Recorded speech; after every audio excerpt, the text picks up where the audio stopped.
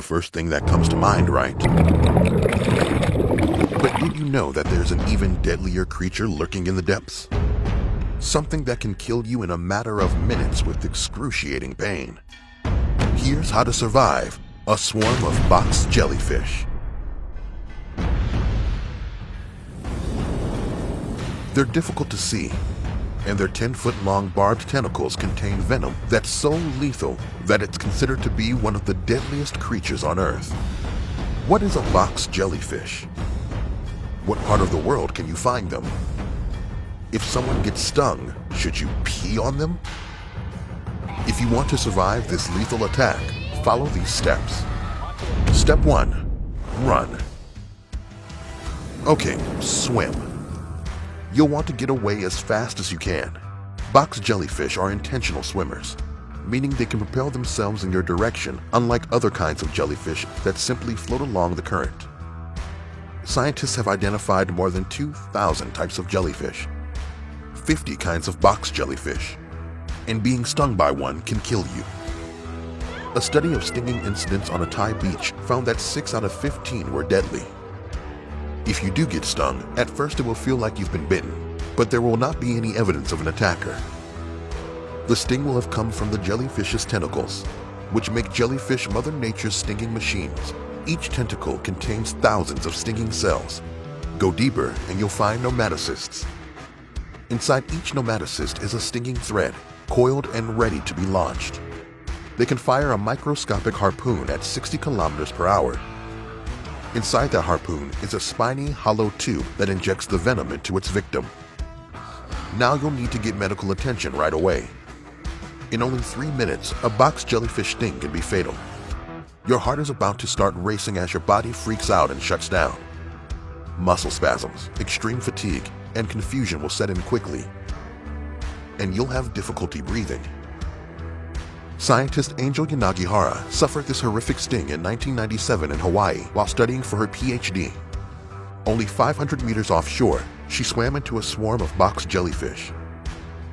It was early, before dawn, and she didn't see a thing, but she felt the stinging in her neck and arms, and her lungs felt like they were on fire and started to collapse. Miraculously, she made her way back to shore, and 3 days later, after recovering enough to get out of bed, she decided to dedicate her life to studying these jellyfish and help save people from their fatal venom. Step 2. Remove the stingers. You'll need to work quickly to find and remove the stingers. If you're the person doing the removing, use tweezers, a credit card, or some other tool. You don't want to come in contact with the venom. Removing the stingers will also prevent more poison from entering the person's bloodstream. Don't use fresh water on the wounds because that will make the pain even worse. Treat wounded areas with vinegar. This won't be difficult as the stinging tentacles will leave thick, rope-like marks on the victim's body. The vinegar will help stop the venom from spreading and provide some pain relief. And I don't care what you've read or seen on the internet, do not pee on the victim. This is an urban myth. It does not work, and it's gross. The victim has enough problems right now. The ammonia and urine in pee can help some stings if they're applied separately to the wounds, but our pee contains so much water that it would likely inflict more pain. A 10-year-old Australian boy was stung by a box jellyfish, but under very fortunate circumstances. He was in the middle of a swimming lesson and surrounded by lifeguards. He was about 50 meters offshore when he was stung.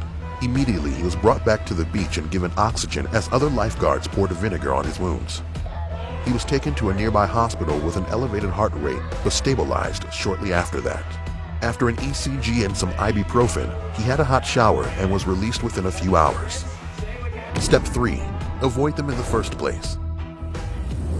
Knowing the dangers of these creatures, where they live, and how they behave will go a long way in preventing this from happening. Box jellyfish can be found a few hundred meters offshore. They live in all oceans, some freshwater lakes and ponds. The most lethal species are found in northern Australia. Scientists consider them to be the most venomous marine animal. They have an incredible range in size, from the size of a thimble to a diameter of 2.4 meters. Their tentacles can stretch more than 60 meters in length. Box jellyfish are known to kill on average 1 person each year in Australia and up to 6 in the Philippines. But if you stay away from warmer water where these killers hang out, they're not something you'd necessarily have to worry about. So, do you still think that sharks are the deadliest predator? These jellyfish are nearly invisible in the water, don't leave blood behind when they attack, and they can kill you much faster than Jaws ever could. But what about piranhas? Could they be worse? Could you survive a piranha feeding frenzy? Well, we've got the perfect video for you. To be prepared and stay alive, keep watching How to Survive.